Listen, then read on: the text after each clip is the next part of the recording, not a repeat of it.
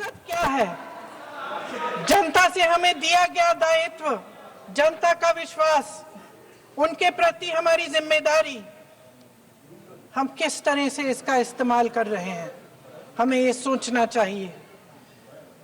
क्योंकि अब इस मोड़ पर हम इस सदन में अपने राष्ट्रगीत पर भी बहस करेंगे। आपने बहस मांगी है, आपने बहस मांगी है। आप तो इलेक्टोरल रिफॉर्म्स की बहस नहीं मांग रहे थे कि जब तक हम इस पर बहस नहीं करेंगे तब तक उस पर बहस नहीं होगी। इसकी वजह क्या है? इसकी वजह क्या है? हम आज यहाँ ये बहस क्यों कर रहे हैं? हमारा राष्ट्रगीत है, इस पर क्या बहस हो सकती है? हम ये बहस यहाँ आज दो वजहों से कर रहे हैं। पहला कि बंगाल का चुनाव आ रहा है, हमारे प्रधानमंत्री अपनी भूमिका निभाना चाहते हैं उसमें। और दूसरी वजह ये है, ये मकसद है, पुरानी मकसद इनकी अध्यक्ष महोदय, कि जिन्होंने स्वतंत्रता की लड़ाई लड़ी, जिन्होंने देश के लिए बड़ी बड़ी कुर्बानियां दी, उन पर सरकार नए आरोप लादने का मौका चाहती है। देश का ध्यान फिर से जनता के ज्वलंत मुद्दों से भटकाना चाहती है। यही एक मकसद है आपका। आपका मकसद है कि हम फिर से उसी अतीत में मंडराते रहें, उसी की तरफ हम देखते रहें जो हो चुका है, जो बीत चुका है। क्योंकि ये सरकार वर्तमान और भविष्य की ओर देखना ही नहीं चाहती, वे इस काबिल ही नहीं रही। सच्चाई यह है अध्यक्ष महोदय कि आज मोदी जी वह प्रधानमंत्री नहीं रहे जो एक समय में थे।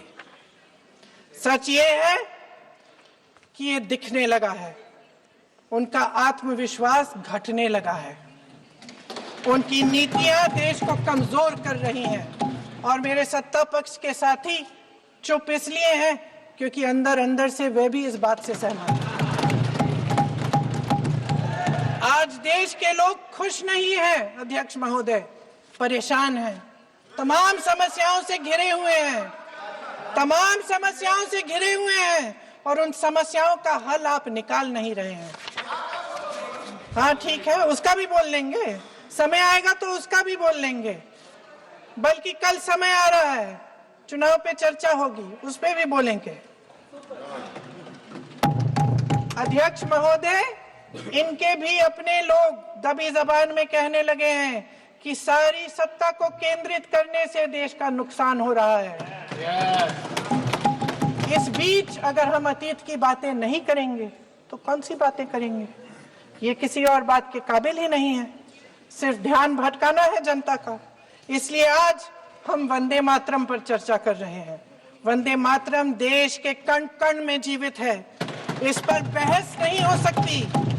लेकिन चलिए, आपने बहस मांगी, आप बहस करना चाहते हैं, बहस करते हैं। आज इस चर्चा को प्रधानमंत्री जी ने शुरू किया, उन्होंने भाषण दिया, और इसको कहने में कोई झिझक नहीं है कि भाषण अच्छा देते हैं, थोड़ा सा लंबा, लेकिन भाषण अच्छा देते हैं। सिर्फ एक कमजोरी है, अगर आप इजाजत दें तो मैं बोलूं, एक कमजोरी है। हाँ, उसी पे बोल रहे हैं, वंदे मातरम पे बोलो आप। अब सर मैंने तारीफ कर ली, थोड़ा और विषय वंदे मातरम का है तो हम वंदे मातरम पर ही रखें, ठीक रहेगा। सर ये वंदे मातरम पे ही है। सर आपने प्रधानमंत्री जी को सुना था, अब तो शुरू नहीं हुए। सर भाषण बहुत अच्छा देते हैं, लेकिन तथ्यों के मामले में कमजोर पड़ जाते हैं, बहुत कमजोर। इसमें भी एक कला होती है कि तथ्यों को किस तरह से जनता के सामने रखा जाए। मैं तो नहीं हूं, जनता की प्रतिनिधि हूं, कलाकार तो नहीं हूं। इसीलिए मैं भी सदन के सामने कुछ तथ्य रखना चाहती हूं, लेकिन सिर्फ तथ्य के रूप में रखना चाहती हूं।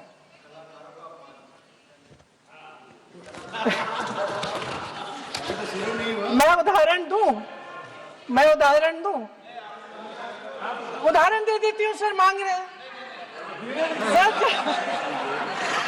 सर वंदे मातरम के बारे में, वंदे मातरम की जो सालगिरह पे आपने एक बड़ा कार्यक्रम आयोजित किया था, उसमें प्रधानमंत्री जी ने भाषण दिया। उसमें उन्होंने कहा कि 1896 में पहली बार गुरुदेव रविंद्रनाथ टैगोर ने ये गीत एक अधिवेशन में गाया। उन्होंने ये नहीं बताया कि क्या कौन सा अधिवेशन था,